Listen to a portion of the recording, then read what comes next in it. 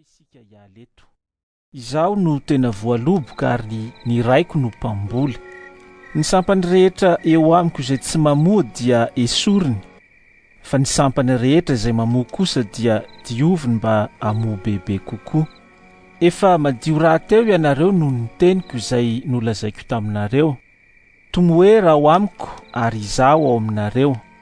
Tahaka ny sampany tsy mahay mamoa azy raha tsy mitoetra amin'ny voaloboka izy, dia toy izany koa ianareo raha tsy mitoetra ao amiko. Izaho ny voaloboka, ianareo ny sampany. Izay mitoetra ao amiko ary izaho ao aminy dia mamoa be izy. Fa raha misaraka amiko kosa ianareo dia tsy mahay manao na inona na inona. Raha misy tsy mitoetra ao amiko dia ariny eny ivelany tahaka ny sampany izy ka malazo. Ary angonina izy ka atsipy ao amin'ny afo dia homay. Raha mitoetra ao amiko ianareo ka mitoetra ao anatinareo ny teniko dia angatao izay tianareo na inona fa ho tonga aminareo izany. Izany no ankalazana ny raiko mba hamoazanareo be ka ho tonga mpianatra ianareo. Tahaka ny nitiavany ray ihany no nitiavako anareo, tomoera amin'ny fitiavako ianareo. Raha mitandrina ny didiko ianareo dia hitoetra amin'ny fitiavako, tahaka ny tandremako ny didina raiko sy ny hitoerako amin'ny fitiavany. Izany zavatra izany dia efa nolazaiko taminareo mba ho ao aminareo ny fifaliako ka ho feno ny fifalianareo.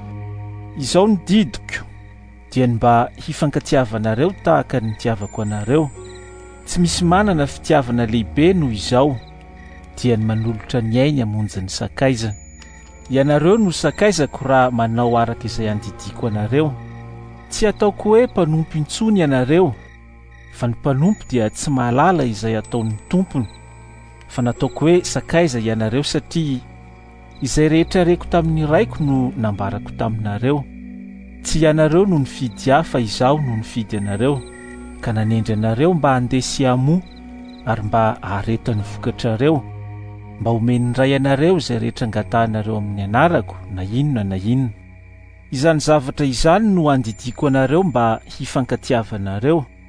Raha halan'izao tontolo izao ianareo dia aoka ho fantatrareo fa izaho efa halany talohanareo. Raha avy amin'izao tontolo izao ianareo dia ho tiany azy izao tontolo izao, fa satria tsy avy amin'izao tontolo izao ianareo, fa izaho efa nifidy anareo avy tamin'izao tontolo izao, dia halan'izao tontolo izao ianareo. Tsarovy ny teny izay nolazaiko taminareo hoe ny mpanompo dia tsy lehibe noho ny tompony. Raha nanenjika ahy izy dia hanenjika anareo koa, ary raha nitandrina ny teniko izy dia hitandrina ny anareo koa. Fa izany rehetra izany no ataony aminareo noho ny anarako, satria tsy mahalala izay naniraka ahy izy.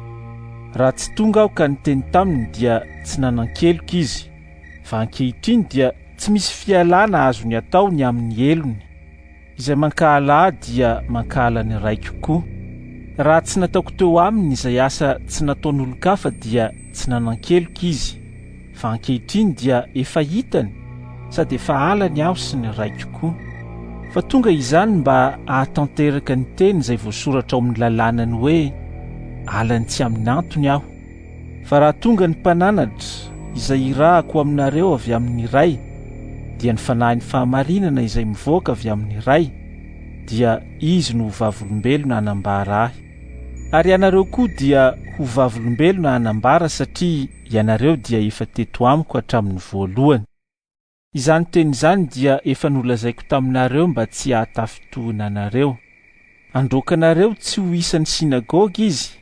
Eny ho avy ny fotoana ka ataon'izay rehetra mamono anareo fa manao fanompoam-pivavahana ho an'Andriamanitra izy. Ary izany no ataony satria tsy fantany ny ray na izaho. Fa izany teny izany efa nolazaiko taminareo mba ho tsaroanareo raha tonga ny fotoan'andro, fa efa nilaza izany taminareo aho. Tsy mba nolazaiko taminareo hatramin'ny voalohany izany satria mbola taty aminareo ihany aho. Fa ankehitriny mankany amin'izay naniraka ahy aho, ary tsy misy aminareo manontany aho hoe hoaiza ianao? Satria nilaza izany taminareo aho dia vontona alahelo ny fonareo. Fa milaza ny marina aminareo aho, mahatsara anareo ny fialako. Fa raha tsy miala aho dia tsy ho avy aty aminareo ny mpananatra, fa rehefa mandeha aho dia irako aty aminareo izy. Ary rehefa tonga izy dia ampiaiky izao tontolo izao ny fahotana sy ny fahamarinana ary ny fitsarana. Ny fahotana satria tsy mino ahy izy. Ny fahamarinana satria mankany amin'ny ray aho ka tsy mahita intsony ianareo. Ny fitsarana satria ny andrinan'izao tontolo izao dia efa voatsara. Mbola manana zavatra maro lazaina aminareo aho nefa tsy zakanareo izany ankehitriny. Fa rehefa tonga ny fanahy ny fahamarinana dia izy no hitaridalana anareo ho amin'ny marina rehetra. Fa tsy teny avy amin'ny fahefan'ny tenany izy, fa izay ho reny dia ho lazainy avokoa, ary ny zavatra ho avy aza dia ambarany aminareo. Izy ankalaza ahy, fa andray avy amin'ny ahy izy ka anambara izany aminareo. Izay rehetra ananany ray dia ahy avokoa. Koa izany no nilazako fa mandray avy amin'ny ahy izy ka anambara izany aminareo. Vetivety foana dia tsy ahita intsony ianareo, ary vetivety foana indray dia ahita ianareo. Ary ny mpianany sasany dia niresaka hoe, inona ary izany nolazainy tamintsika hoe vetivety foana dia tsy ahita ianareo, ary vetivety foana indray dia ahita ianareo satria mankany amin'ny ray aho. Ary hoy koa ireo, inona izany lazainy hoe vetivety foana izany? Tsy fantatsika izay lazainy amin'izany. Ary Jesosy nahalala fa tahantany azy ny mpianany, dia hoy izy taminy, mifanontany ianareo satria hoy aho, vetivety foana dia tsy ahita ianareo, ary vetivety foana indray dia ahita ianareo. Lazaiko aminareo marina dia marina tokoa, hitomany sy hisaona ianareo, fa izao tontolo izao kosa hifaly ary alahelo ianareo. Nefa ny alahelonareo dia ody fifaliana. Manampahoriana ny vehivavy raha miteraka satria tonga ny ora, fa rehefa velon-jaza izy dia tsy tsaroany intsony ilay fahoriana noho ny fifaliana, fa misy zaza nateraka ho amin'izao tontolo izao. Ary ianareo dia manana alahelo ankehitriny, nefa ahitanareo indray aho dia ho faly ny fonareo, ary tsy misy olona afaka manaisotra ny fifalianareo aminareo. Ary amin'izany andro izany dia tsy anontany ahy na inona ianareo. Lazaiko aminareo marina dia marina tokoa fa na inona angatahanareo amin'ny ray dia omeny anareo amin'ny anarako izany. Mandraka ankehitriny dia tsy mbola nangataka na inona tamin'ny anarako ianareo. Mangata dia ahazo ianareo mba ho feno ny fifalianareo.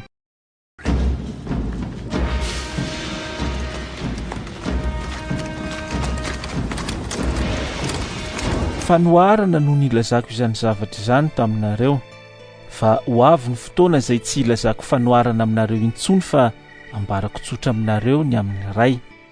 Amin'izany andro izany dia angataka amin'ny anarako ianareo, ary tsy milaza aminareo aho fa izaho no angataka amin'ny ray ho anareo. Fa ny ray mihitsy no tia anareo satria ianareo efa tia ahy, ary efa nino fa nivoaka avy tamin'ny ray aho. Eny, nivoaka avy tamin'ny ray aho ka tonga amin'izao tontolo izao, ary hiala amin'izao tontolo izao indray aho ka hankany amin'ny ray. Hoy ny mpianany, Indro, milaza mazava ianao ankehitriny fa tsy manao fanoharana intsony. Ankehitriny, fantatray fa mahalala ny zavatra rehetra ianao ka tsy mitady olona hanontany anao. Izany no inonay fa nivoaka avy tamin'Andriamanitra ianao. dia hoy Jesosy hoe, Mino va ianareo ankehitriny? Indro avy ny fotoana. Eny, efa tonga izay elezanareo samy ho any amin'ny azy avy, ary ilaozanareo ho irery aho, kanefa tsy irery aho fa ny ray no ato amiko. Izany teny izany no efa nolazaiko taminareo mba hanananareo fiadanana amiko. Aty amin'izao tontolo izao no ahitanareo fahoriana, nefa matoki fa izaho efa naharesy izao tontolo izao.